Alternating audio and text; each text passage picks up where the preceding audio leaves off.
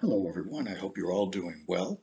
This is just a update on this week and where we're going, and just a few more things I wanted to fill in from last week that I really didn't get a chance to get to into the readings or the videos. As you notice, a couple of the videos weren't working, so I found a journal article that probably did as good a job as the videos, if not better in some respects. But after reading it, it occurred to me there were a few things that were missing from it that I really should talk about.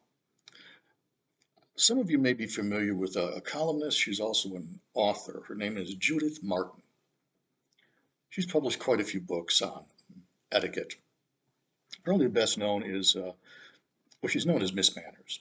Her best known book, probably from early 90s, Miss Manners' Guide to Excruciatingly Correct Behavior. And if you're wondering, yes, I do have that on my bookshelf.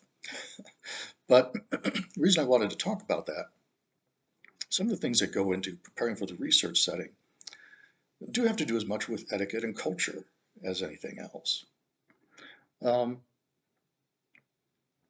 Thinking about for example, gatekeepers are as important in preparation as anything else, especially when dealing with insular populations or groups that don't necessarily easily welcome outsiders. So, for example, if you were going to do a study on Orthodox or Hasidic Jewish populations in some cities,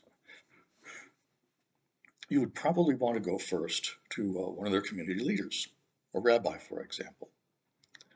Now, there's some very clear, discrete behavioral expectations and gender differences between men and women in some religious communities, Orthodox, Hasidic among them.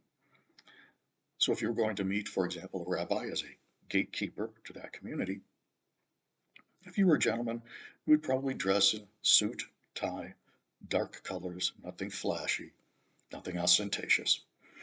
For a woman, you would want to wear a dress or a skirt that went below the knee, closer to the ankle as possible.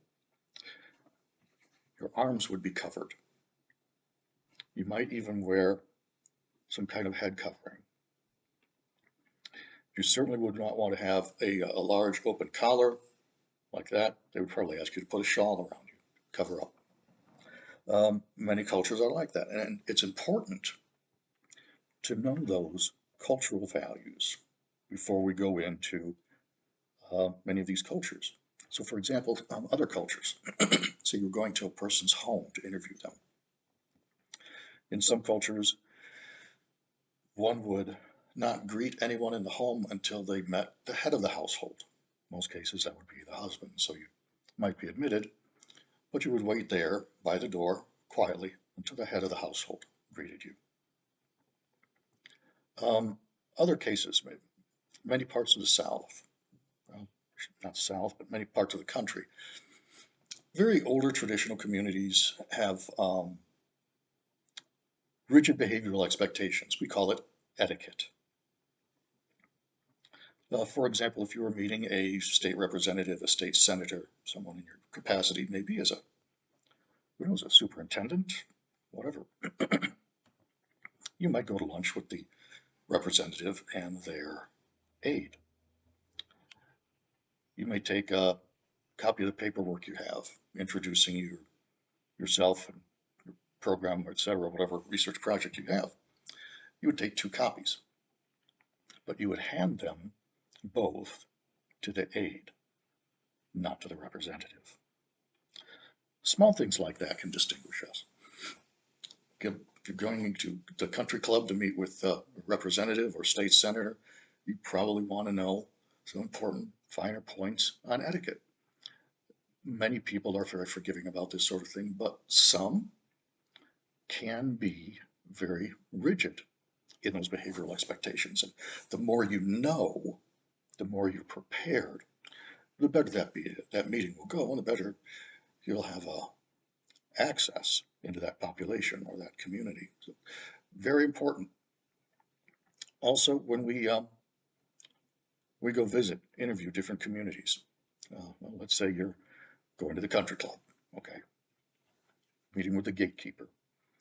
You would probably wear a coat, tie, dress appropriately, conservatively,